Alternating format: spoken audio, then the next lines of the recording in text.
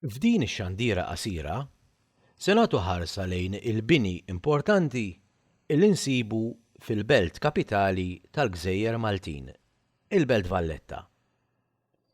L-iskop huwa li napprezzaw dejjem iktar din il-belt illi illum hija wirt dinji tal-umanità, a World Heritage Site, iddikjarata hekk mill-Għaqda tal-Ġnus Magħquda magħrufa bħala l-UNESCO.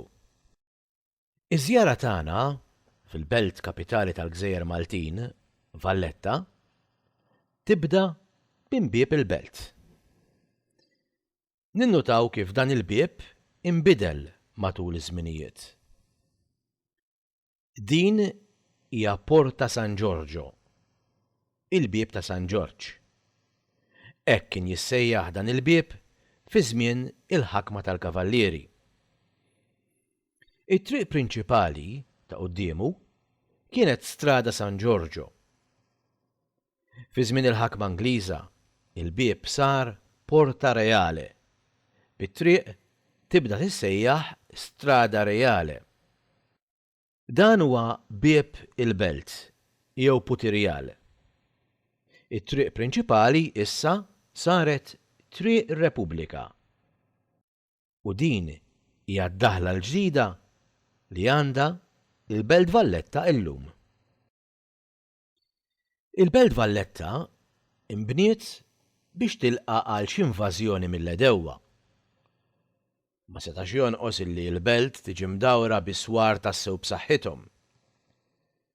Innota kif is-swar tal-Belt Valletta mhumiex mibnija ġebla fuq ġebla, imma huma imħaffrin fil-blat. Għalhekk is-swar huma b'saħħithom immens. Kif nitlu fil-belt, ninnutaw il-bini l-ġdid fejn se jibda jiltaqa' il-Parlament Malti.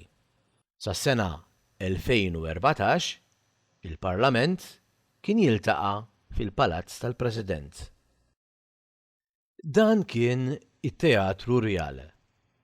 It-Teatru Rjal iġġarraf fit-Tieni Gwerra Dinjija wara li ġie bombardjat mill-ajruplani Ġermaniżi. Illum il-post fejn kien hemm it-teatru reġa' sar post fejn isiru l-kunċerti mużikali, però dit-darba għall-apert, jiġifieri fil-miftuħ. Jekk nimxu ftit il fuq, naslu fi Pjazza Jean de Valette, bil-monument lill-istess De Valette f'nofs din il-pjazza.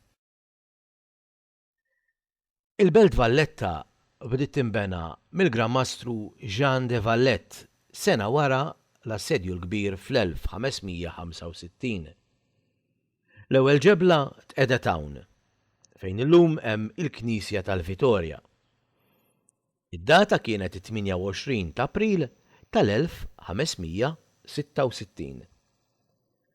Fil-fatt il-Knisja tal-Vitorja kien l-ewwel bini illi ttella fil-belt il-ġdida. Kuljum, sakemm dam ħaj u sakemm kien għadu jiflaħ, il-Gran Mastru kien jaqsam mill-birgu u jiġi l-belt biex jitlob f'din il-Knisja. Kien jixraq illi il-belt il-ġdida tissemma għalih il-Belt Valletta. Quddiem il-Knisja tal-Vitorja insibu knisja oħra ħelwa, dik iddedikata lil Santa Katarina. Din il-Knisja kienu jieħdu ħsiebha il-Kavallieri tal-Lingwa Taljana. Innota kif dawn iż-żewġ knejjes għadhom kif ġew irrestawrati.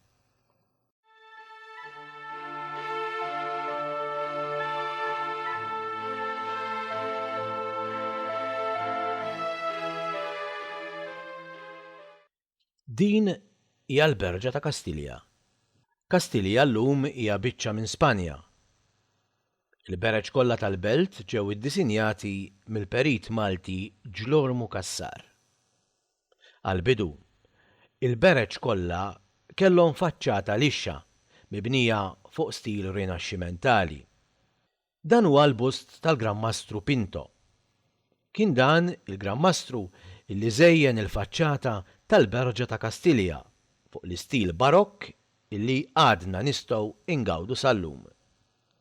Illum f'din il-berġa nsibu l-Uffiċċju tal-Prim Ministru ta' Malta, hawnhekk isiru wkoll il-laqgħat tal-Kabinett.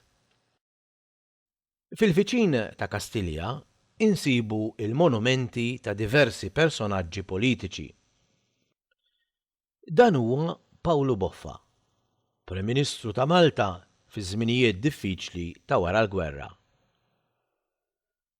U dan huwa George Borg Olivier, li kien il-Prim Ministru ta' Malta meta ħadna l-indipendenza mill-Ingilterra fl-1964.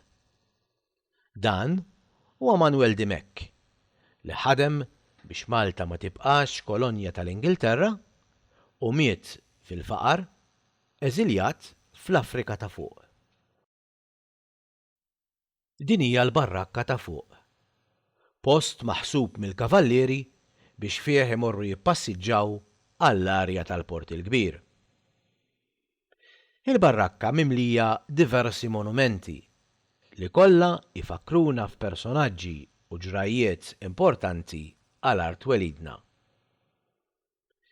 Dan huwa l-monument magħruf bħala il-Gavroche, maħdum mill-iskultur Malti ta' fama mondjali Antonio Shortino. Ninnotaw li dan il-monument huwa biss replika, jiġifieri kopja tal-monument li għamel Shortino. Il-monument propja, dak oriġinali, jinsab fil-Mużew tal-Arti fil-Belt stess. Il-monument oriġinali ħadni hemm biex nipproteġuh mill-elementi naturali li tant jagħmlu ħsara fl-opri tal-arti.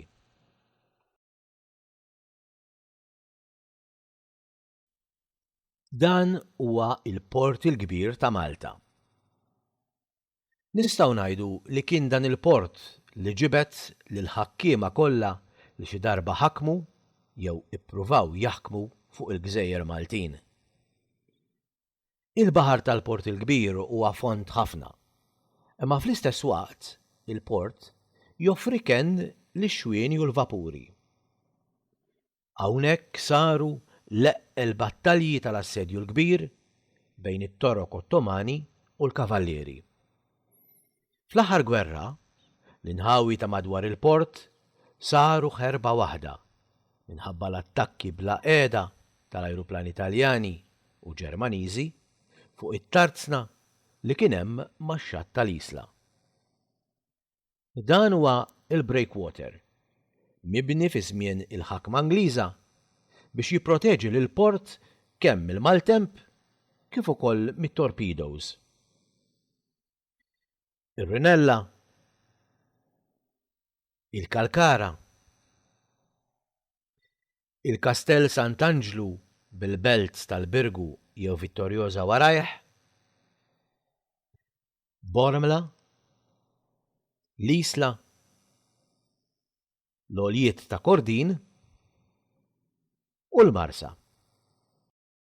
Xena komuni fil-Port il-Kbir illum huma l-cruise liners li waqt il-vjaġġ tagħhom fil-Mediterran iniżlu f'Malta eluf ta' turisti li jiġu jitpaxxew bil-wirt kulturali li għandna fil-belt kapitali tagħna, Valletta.